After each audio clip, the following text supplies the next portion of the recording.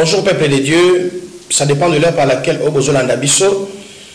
Tozana radio télévision Christ vous appelle pe na plateau na biso ya bino ya biso nyos ya mokili mobimba plateau na biso autour du trône eza plateau oyo e ambela kabino basel na nzambe e ambela kabino ba tu oyo to benga bango ba leader d'opinion to benga bango ba mobilisateur de masse ablo mo andenga to benga bango parce que baza yango yangwana lelo toyeka tesika oyo poete bato belé bazolanda biso o balandaka be mission so musuto saka autour du trône na le femme de distinction pe na découverte ba bengi biso abi pourquoi bozotika biso bato mabala biso ba marié biso ba fiancé biso ba jeune oyo tozo penser que lobito kota na makamba libala pourquoi bozotika biso yangwana to mona ki ezaki important to contacter la bouche autorisée basala nzambe bazali bateaka sango malamu moto na esika na ye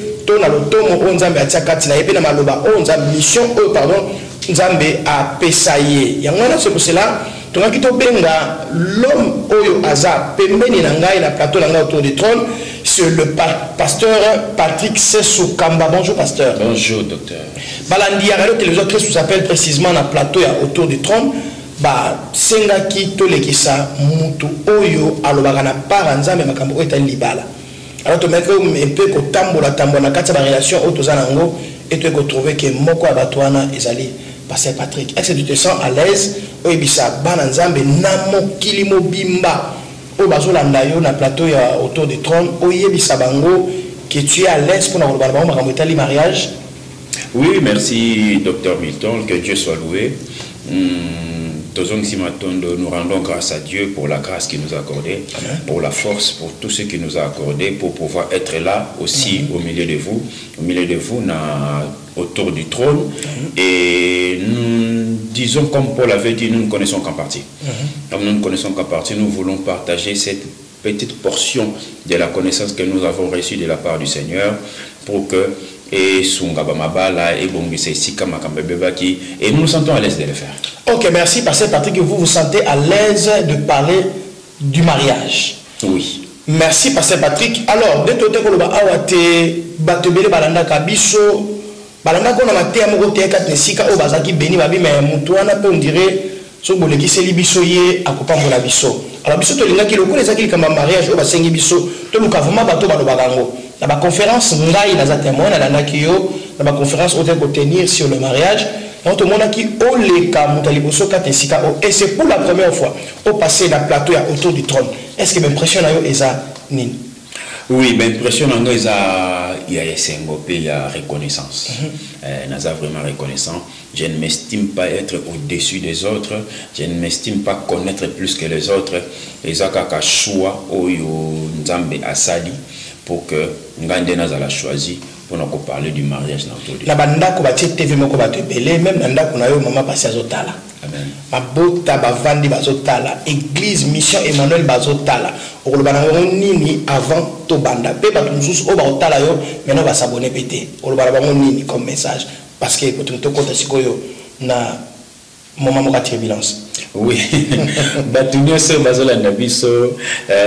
nous vous convions de vous abonner à la chaîne Christ vous appelle parce que c'est là où vous trouvez des informations qui permettent de grandir dans la vie chrétienne nabino et bongisa makambo belé na kati nabino et bande konyo sur la mission internationale Emmanuel l'église que Dieu nous a donné à diriger na temps oyo les alliés pour leur dire vous aussi suivez parce que vous serez bénis par ce qui va être dit ici aujourd'hui. Merci. Merci. Balandi Radio Télévision Christ vous appelle. Le pasteur Patrick Sessou Kamba vient de lancer un appel. Nabato nyonso ozo la nebiso lelo bo s'abonner na chaîne nabiso na chaîne nabino na chaîne Père Pasteur Patrick parce que bo wana rolanda e awa bato bali na libala bato bazala posa libala etongama bo banda rolanda Pasteur Patrick Sessou Kamba na kate sikola ozala vraiment makasi pona répéter kombo le mobimba ekota yo parce que so kanisi na ye okasike libala na etongami parce que nzamba otia na monoko na ye mwa mongwa mwa sukali mwa miel po etongelo libala. Pasteur Patrick, oui. C'est quoi le mariage? C'est quoi le mariage? Nous avons deux définitions. Nous avons la définition Et il y a dictionnaire et la définition biblique. La définition dictionnaire est là qu'ici, deux personnes de sexes différentes, barosangana, basali vie na bango, batongi foyer na bango, batongi, bakomo vivre vie na bango, bango mi balé, et ils font tout pour que makambo décision au basui et perpétuer peke de musique. Dans le sens biblique, la Bible dit dans les livres de Genèse, quand Dieu a tout créé, quand il a créé l'homme et la femme, dans Genèse chapitre 2, il a dit, il n'est pas bon que l'homme soit seul, je le ferai une aide semblable. Je le ferai une aide semblable. Selon la Bible, Dieu a créé que l'homme vive avec sa femme, je dis bien, avec sa femme qui est sortie de ses côtes pour que la famille va développer, va dominer, va progresser. En plus, pour que le royaume des cieux, pour libala o basangani et mabango na li feloté mais libala et côte sabango na lola. Ok, pour libala et côte sabango na lola, parce que Patrick, tokoki jamais kolobela likameta libala parce que thème na biso pour na titre à rappel to ba ke thème to ko partager les ali l'ignorance dans les mariages. Donc l'ignorance dans les mariages, tout ce monde a mon ignorance et puis tout ce monde a mariage. Alors parce que on ne peut pas parler du mariage sauf qui te rebelle Genèse parce qu'on parle de la Bible. Oui. Et je crois que Bananzambo bazolanda biso toujours le bela ba chrétien et toujours le bela peut aussi mokil mobima en général même le non chrétien toujours le bela bango. Mais le mariage est outil na Bible et dans le livre de Genèse. Soubassement il y a mariage selon pensée à Nzambe kizalaki nini. Bon. Merci docteur. Je vous en prie. Selon pensée à Nzambe, au moins étant d'autant dans Genèse chapitre 2, 18. La Bible dit, l'Éternel Dieu dit, il n'est pas bon que l'homme soit seul. Je lui ferai une aide semblable à lui. Il n'est pas bon, c'est-à-dire qu'il est mauvais. Que l'homme que j'ai créé soit seul. Pour qu'il ne soit pas seul, je vais lui faire une aide semblable à lui. Donc, mon toyo ba kokani. Une aide. Voilà. Oyo ba kokani. Oyo ba kokani na ye. Ok. Une aide semblable à lui. C'est que ce qui n'a pas verset oyo na lunette il y a Nouveau Testament. Na lunette il y a Christ. Kololoba. Il n'est pas bon que l'homme soit seul. Nzoka biso tous épouse du Christ. Oui. L'église est l'épouse du Christ. Il n'est pas bon que Christ soit seul. Il faut que l'épouse passe à nini azala. Il y a un moment où Bible zoloba. Tant que Paul a le mystère et le mariage, j'ai fait référence au mystère du Christ et de l'église. Il fait référence, il y a le mystère où il y a Christ et l'église. Il y a un moment où même pour Éphésiens, tu aimeras ta femme comme Christ a aimé l'église. C'est que l'origine c'est ça que Dieu a créé l'homme. Après, il a vu que l'homme n'était pas heureux en étant tout seul. Il a tiré le côte, il a créé une autre personne, autobengi femme, a tiré à côté de l'homme. Après, à l'objet dans verset 24, c'est pourquoi l'homme quittera son père et sa mère. Nzoka son père et sa mère, na Erwana. Adam n'avait pas de père, n'avait pas de mère. Le père et la mère d'Adam, c'était Dieu. La Bible les quittera et s'attachera à Ève.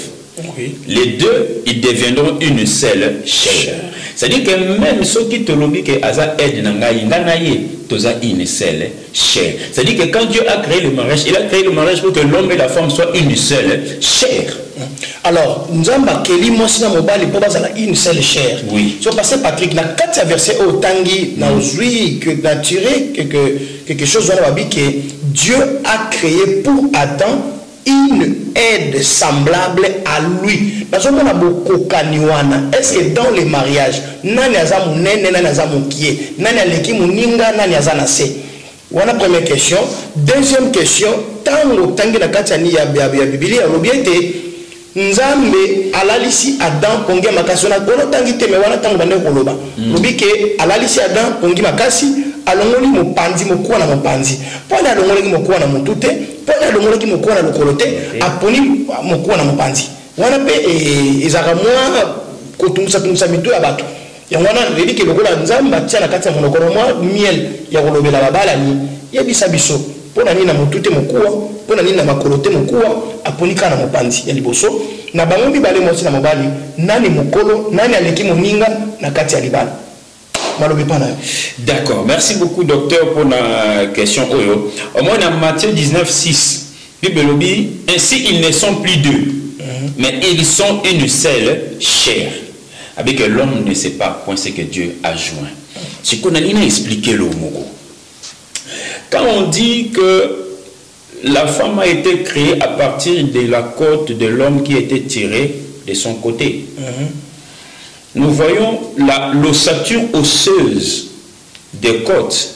C'est l'ossature, c'est en forme de rond pour nous protéger les parties essentielles de notre motu. Au moins, la côte des agazakabo, c'est-à-dire que la mitema, le poumon, l'estomac, c'est vital pour notre motu. Ils ont protégé l'ossature osseuse. C'est-à-dire que quand Dieu a tiré la côte, il y a mon bal pour ça la moitié.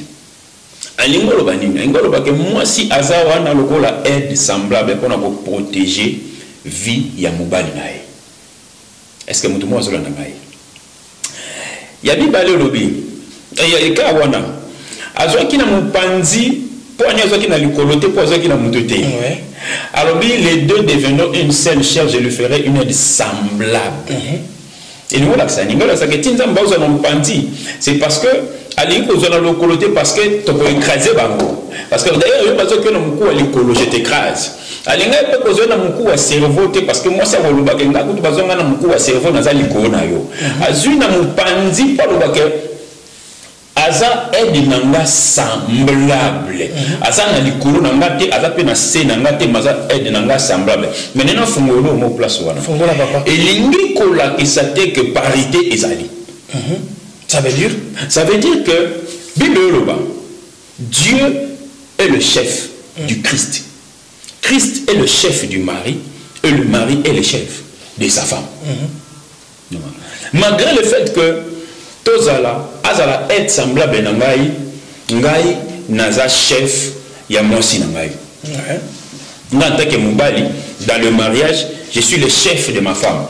Kozala chef ya mwasi na ngai elingo la xate que na écrasé, que naza dictateur, que nyoso ngana koloba yango ndeza, que atasoki naza erreur, ne reconnaître erreur na ngate, que na senga ka pardon te. Eza chef na sens ya ko diriger, na sens ya ko pesa bolingo ebele ko lekaye, na sens ya ko lakisa nzela nini foto landa na kati ya ndako.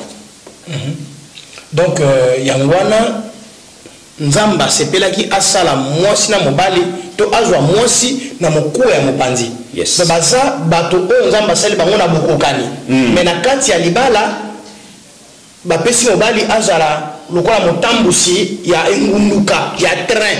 OK.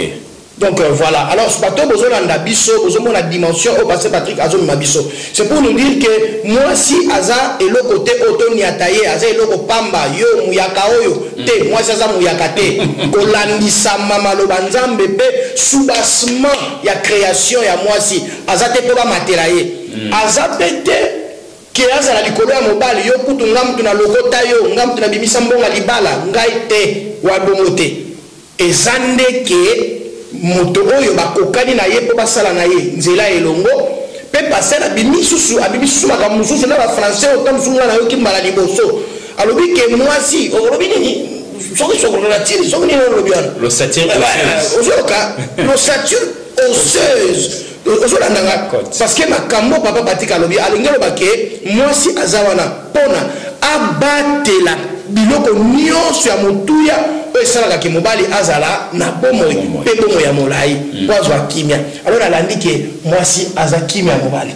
Oui. Mwasi aza esengo ya mobali. Oui. Mwasi aza moninga ya mobali, camarade ya mobali. Camarade na numéro 1. Donc c'est mieux kozala la camarade, mwasi aza na camarade mobali na ye, mobali aza na camarade mwasi na ye. Oyo libanda ba na deuxième position. Exactement. Voilà, bozolanda ndenge pasteur Patrick azomemela biso. Alors pasteur Patrick, ezana ba te belé ba koti na libala ne tem na biso ezoloba par ignorance. Po ayinika ke mwasi fo abala. Ya mwana andimi babala ye. Mobali fo abala andimi azwa mwasi. Mais ye moko kati na ye ayebite pona nini azobala. Na bande ko swana ndeko moko na bisiye mwasi azaka kate kokena ndaka libala po kendika ko bota bana. Mobali pe azozwa mwasi te akotsa ye na ndako po bana kopesa ye bana. Mais sikoyo mobali abala pona nini mwasi andima libala pona nini kolandisama linette parce que il kamba ba linette bimia kolandisama linette ya Nouveau Testament na ya Ancien Testament to na pensée à Nzambe. Maloba na mboka na papa. Ce qui n'a dit bien question tuningai olobi na ngaba te belé ba ko ta libala kaka po ifo bala. Il faut bala. Lokwa za mwasi ifo bala. Fo bala. Valera mwasi ndaka libala. Maloba ande la valera mwasi ndaka libala. Docteur Milton, c'est pourquoi mon bateau il y a divorce et zalaka élevé. C'est parce que beaucoup de gens, que ce soit des hommes ou des femmes, entrent dans les mariages sans formation, sans information aussi, sans que baï sabango les balles la kisinini les balles zalaka nini, mais pour la nini ozobala. Malheureusement tout le monde qui s'est makamobi bali misatu. Pour na yo oso kota qui déjà, au ko bongi ça pose à la bien. Pour na yo non quotité yo kavo kota baba la moi si pour na kitoko longité baba la pe mobali te pour na ba plaquette à chocolaté baba la pe mobali te pour na mbongo baba la pe moi si te pour na famille ba tambongo baba la répéter pour que tant a aussi papa soit seki ba forcer de me koti beloti baba la pe moi c'était pour papa soka ba soki a ba soka ba luki na sima na kufaka te baba la moi c'est pour makambo na te baba la moi c'est pour makambo nous devons le dire baba la makambo moi c'est pour na bongo te pourquoi na yebso lokwana c'est parce que le mariage à la base le mariage c'est une alliance spirituelle. Ah bon? Parce que Bible le dans le livre Job. Et bien en réalité dans l'homme c'est l'esprit. Papa faut faire la place où on a bien parce que spirituel bon occuper ça spirituel. Donc faut faire la biso et le corona potoyer parce que on a côté la pacte moko et sans que oye commando qui. Voilà. Ouais. Et ça dit parce que Bible le moto allié là le kabali là le kasanga nzoto nan doki. A combien nzoto moko? A combien nzoto? Voilà. Oh, Bible les deux devenant une seule chair. Donc il y a un pour moi, yo pose pour moi. OK. Conscient ou inconscient? Exactement. Pourquoi j'ai ouvert sur la fondation du cambo esprit? Parce que l'homme est constitué de trois parties. L'homme est constitué de l'esprit, je vais commencer comme ça. Dieu, c'est comme ça que Dieu nous regarde. Oui. Dieu nous regarde comme des esprits ayant une âme habitant un corps. Ouais. Biso siko bato total naka nzoto âme après esprit. La dernière position. La dernière position. Voilà. Oh, en réalité des choses bazoloba. Biso il faut total kanangu esprit après nzoto après âme après nzoto.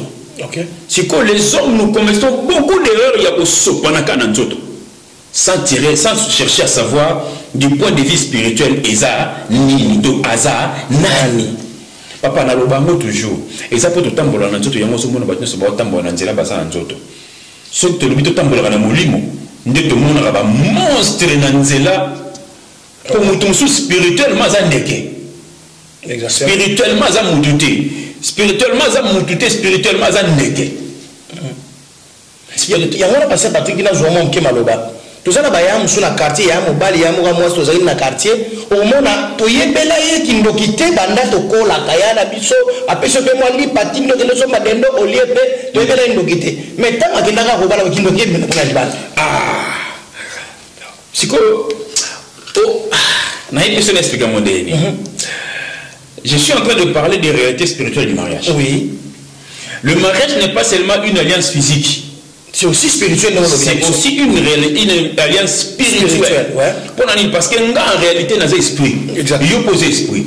C'est-à-dire que ceux qui ont un esprit, mais en réalité spirituelle, il y a un et comme il pas dans la réalité spirituelle dans la paix et comme il pas naïe donc vous allez transfert to yo mona ga mutu so bali mutu so zando ga bali ndoki o mona ke ndoki Yesu makasi mais mutu so zando ki te bali ndoki ba comme na guerre combat et continue kati bitumbe combat spirituel okay. Parce que tu as la réalité spirituelle du mariage exactement okay. Parce que ignorance toujours le là beaucoup de gens se marient sans porter ayeba la réalité spirituelle ya famille on a que côté andeni te bolingo vous comprenez papa réalité spirituelle il y a moi si ozo que molinga ezandenge papa tango l'amour est aveugle si ko au moins ici ka satana sakana na biso ndé ici ka to koma kana aveuglement l'amour est aveugle amani so to landi aveuglement na ya mo makambo bebi moye minze momoko mopagana abi bolingo si eumeli tika bango ba seka tika bango eza rythme bata mokili. Mais si le mariage ne dépend pas du rythme de bata mokili. Non, c'est ça biso hein. Parce que ce mariage dépend du rythme de bata mokili. Et comme ils sont pensants nzambete. D'accord. Parce que faut tenir de l'homme. Nzambe a sa volonté, a na ba voix, a na ba pensée. Pensez à Nzambe zali. Pensez à Nzambe zali moi si mubala tika baboti nae asangana moi si nae bakoma mutu mo. Oui. Mais siko ba voix ya Nzambe, ba volonté ya Nzambe pour libala sala mezani. Ba volonté ya Nzambe pour libala sala ma ezate ke pourquoi na sepe na de retofanda. Non. Non. Et ça il faut au sala ne ba na portugais pesquisa ya moi. Ba recherche. Ba recherche. Ouais. Aux temps, il y a pour prier sérieusement, Saint-Esprit a révélé la réalité spirituelle. Il y a des six cas que nous makolo pour que l'homme batte aussi je savais. Parce que je savais les autres comme trop. Si on a eu pas que vous allez rabouiller. Voilà. Vous avez qui me l'accent qui m'aime. Voilà. Vous en koi. Pour le batte que non, je regrette. Pour comment à niveau on a été. Le cas des gens yebaka moi si o to mo bali ozo kanta ko tongana evi o kanta ko kenena musuko o kanta ko meme na famille o kanta yembele ye oyo auta wapi il faut y avoir réalité spirituelle ya pe ya famille na bango yango zo obligé au kota mabondeli sérieusement avant de s'engager dans likambo libala parce que likambo libala ya blague tes frères et ça blague tes ma sœur yo mtolanda ngai et ça blague tes et ça très sérieux pour dire parce que batobele ba vieux baby pour na libala ouais batobele ba vieux bongi pour na libala ça dépend ya réalité spirituelle ici ko yo ke côté là ce que côté la famille mo réalité spirituelle na bango za ba kangama depuis village oko yana mama kamuno no so lingi boya nango okuta na ba résistance ba esprit wana et puis au comprendre te makambo petambolaka et si les soucis ozomon etambolate. Ce que passé Patrick. Oui papa. Tous ceux déjà mon quelle lumière ma makambo ndeni ezala ka mais tika na ba tsoso mo question moko tant aussi ça rebondir pe kana ona koloba awa. Toko bala mwasi pona ba critère kama fona za ba critère olingi la mwasi na kotala pe carrosserie na ebe na ndenge na lingelaka na kotala pe ke zana basi mususu alinga mbala za mom ke makolo brancard alinga pe ta mususu mobali za la solo kitoko parce que na bi ba alinga mobali parce que mobali na fête ba kutana ki azaki na sola bien. Moi quelque chose et moi biloko oyo ça la ke na mona ke na mbali na ngai to moi si nanga. Bon docteur merci pour la question en ce qui concerne les critères. Ouais. Moni na lobi awa nzamba mona rabiso esprit o ezana âme pélatique. D'accord, ouais. Au moins tu as deux réalités. Tu as la réalité spirituelle et la réalité charnelle. C'est vrai que dans la Bible les deux devenons une seule chair. Nzoka na so to lobeli chair to ko lobela chair te to sans te lobela esprit batambola ensemble ouais batambola ensemble muto alinga bala muto alinga kota na libala il faut azala na ba critères spirituels azala pe na ba critères charnels. OK parce que na repeso conseil te que do bala moi si moko boyelogi mabe poka ka spirituellement za stabilité te. Il faut oser la peine sengo na libala na yo tango mona mwasi na yo to tango mona mobali na yo. Oui. Parce que amso batambula la mortel passerait bien. Oh ebele. Yo kendenga na zolanda. Tango tiki mwasi na sima yo zolanda landa na sima. Pour tambula bena nzela mo boy po eza monge profil kamba profil. Voilà. Même kutu pona bongote. Ouais. Docteur. est-ce que yo aussi porté olani na buto la muki na tongo elonga liboso oyo zo mona ya mwasi no eza ya mabe profil donc profil bas to elonga liboso oyo zo mona ya mobali na yo zo la muka na tongo mona ya mabe obike ko koma automatiser te o ba ndolo to mabe ouais c'est ça ya mona siko moni na ba prière tango sambela pona nzamba pesa yo faut betela nzamba masolo nyonso wana nzambe pesanga iboyi pesanga iboyi pesanga iboyi pesanga iboyi basolo la nana nzamba critère to présenter ou banzambi na prière yo moko mi mona na te na prière ah d'accord parce que la choix nzambe leki ya biso makasi OK d'accord na prière et puis même docteur nzamba ko pesaka o jamais mobali to mwasi mo ba ko kisi ba critère na yo 100% vo balai. Pour vous rappeler, bien aimé dans le Seigneur, Zolanda Bisso, Toza bel et bien la chaîne Nabiso, radio, télévision, Christ vous appelle, paix na plateau Yangai, plateau Nayo, plateau Abisso Nyonso, autour du trône. Tozo Lobela, Natina na ignorance dans le mariage. Bozo sentir, bien comment le pasteur Patrick, a zo côté na profondeur, il y a mariage. L'objectif, il y a chaîne open na plateau, oh Izali, Totonga, Mabala, Totonga, ba famille, Totonga, ba relation, Tokoli sape bonzambe.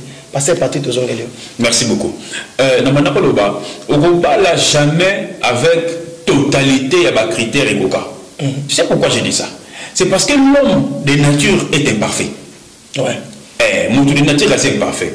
C'est-à-dire que ceux qui ont 100% de critères à la charnelle de la spirituelle, il faut à la moyenne. Ceux qui ont commis à 60, au lieu de 50, c'est bon. Ouais. Et puis, si vous retirez à la recoufa, 5 côtés. Ndeko soloba. 5 côtés. Bon pousse na beaucoup na ba 70, ba 80 parce que na kati na kwa libala nyo sezala gane lo mo eswaka. Olingo lingati. Ya mo ba lo banda ko la te bisike maitanga te. Est-ce que na banda ko so maitanga? Non. Donc parce qu'on a libala, olingo lingati za kana place mo ba ndo sala passe. Parce que vous êtes des hommes imparfaits. Donc, mon temps pour qui ça va critère, nous, 100% avec des la spirituelle et la charnelle. Mais, bah, préalable, il faut mon moyen de me reboyer, ezala. D'accord, alors, bah, préalable, il y a au côté de la mariage, ezali. Et le Kaliboso, pasteur Patrick, Alexis Soka Tessika, oh, pona, oyeba, koko, tanakata libala, et le Kaliboso, ezali, te, faux, oyeba, réalité spirituelle et physique. Il y a place aux autres qui est réalité d'abord spirituelle, il y a place aux autres qui est et après, bah, critères. Donc ça veut dire qu'avant au côté de la pasteur Patrick a dit selon la parole de Dieu, selon pensée en Zambé, il faut pousser et pas en Zambé, au fongwama et pas en Zambé, à l'axayo, mozindo, il y a mon thème, il y a mon tout, il y a les bota, il y a qui de kokota, puis il y a mi balé, il y a mon komutuango, azalo lengenini, pour lobi olobate, soki na yebaki. Donc pour la aussi beaucoup na kati ya libala, pour na oyo bozoli ga beaucoup na kati ya libala, batolinde yango ezo ki bana monoka ba Patrick. Yango na zala connecté na radio télévision Christ vous appelle pe na branche oyo ya autour du trône. Parce que Patrick souci ezali ya kotonga mabote. Ya kotonga mabala pe ya ko bongisi ya ko lengela ko préparer ba ina ba kotité ba kota na nzela ya malamu. Tozongi souepana. Oui, na ngoloba les Kambouya, critères spirituels na physique. Bible lobby na Jérémie 33 verset 3. Invoque-moi, je te répondrai, je te montrerai les choses cachées au yo au yébité. Parce que les gens peuvent se poser des questions. Ah, si qu'on a ça, yaya. Kokota ma bonne délité pour na oyeba. Ce qui déjà monté Manuel Lingi. C'est monté Manuel c'est Lingi. Comment réponse à le monaka yé. Nous avons bien l'action que ça y est. Le monaka makama malam. Il faut qu'on semble avant même de approcher toi avant même yo pour n'attaquer mobile. Il faut qu'on ait semble ensemble déjà d'avance. Nkolo fungola mamisu. La kisangai na yeba. La kisangai diriger ngai. En fait, papa, il faut sembler au Lukanzambe avant même mobile au sala choix. Il faut sembler au Lukanzambe pour Nzamba diriger. Le loba tuming ba sala rien dans loba parce que ba sala la choix sans pour autant que c'est la direction divine. Il faut c'est la direction divine. Nzamba diriger atambusayo ti epai ya mutu oyo ye abongisa pona yo avant mokili oyo ezala. Pasteur, d'après ça, il y a une question, maintenant, nous répondre à monter. Pour la bateau, aussi, à mi côté déjà, la carte libala, sans qu'il a respecté ma principe. Merci. Mouto, à mi côté l'église ne divise pas. L'église ne sépare pas. L'église n'encourage pas les divorces. L'église n'encourage pas les divorces. Mais le cause mi côté le cause a des anakati. Banda ko sambela nzambe. Pote bitumba nyonso ozokuta nango oza nango na kati ya libala na yo nzamba bimiso molongi pe libala na yo bonga po ozala heureux. D'accord.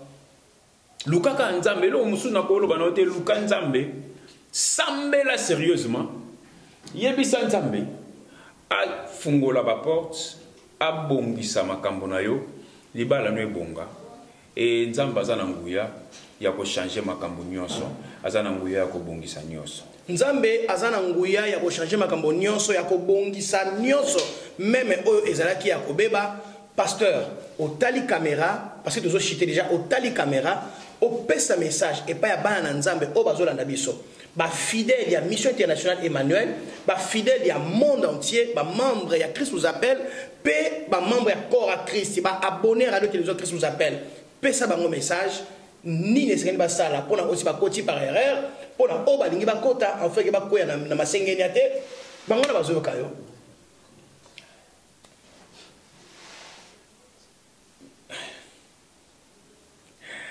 Merci, que Dieu soit loué. Que Dieu soit loué. Pour na baena nous bakotité baluka direction divine.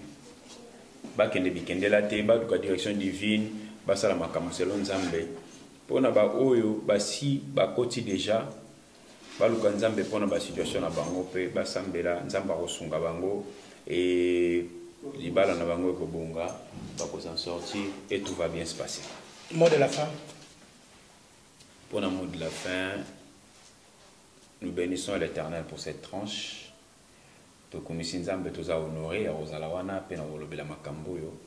Nous savons que, comme Paul dit, nous connaissons en partie, mais nous voulons que le peu que Dieu nous a donné et bénir les autres, et bénir parce que l'objectif c'est que nous sommes heureux dans Kateliba naye, que nous sommes bénéficier de la grâce à Nzambe par rapport à moi si père mobali onzamba pesaye. Parce que quand le mariage est heureux, le couple est heureux, la famille aussi sera heureuse.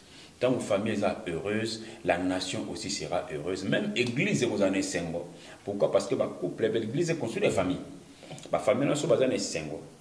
Baza bien, l'église peut bien. Merci pour vous rappeler que Toyamba qui pasteur Patrick Sessokamba, le ministre de l'évangile, Nakata ministère international Emmanuel, que Dieu vous bénisse, a un grand conférencier dans le domaine Yaba mariage. J'en suis témoin parce que j'ai participé à quelques enseignements et des conférences ça sur le mariage. Je crois aussi que tu seras béni. Motonio so okota la émission Oyo na chaîne Nabiso Radio Télévision Christ vous appelle. Te lancer appel, beau s'abonner massivement pour ne pas rater ma émission le collaboyer. Oizotonga mabala, oizotonga ba vie chrétienne, oizoko mema ma pamboli na katia église, na katia mabota pe na ba vie ya batonionso. Surtout comme awa tout est sabino que bolanda biso na ba transness otozanango, tozana ba le femme de distinction, tozana montre-nous le père, tozana plateau na biso otozaka tesika oyo ya autour du trône, pe tozana découverte. Aux a décidé que le bon Dieu vous bénisse. Au revoir.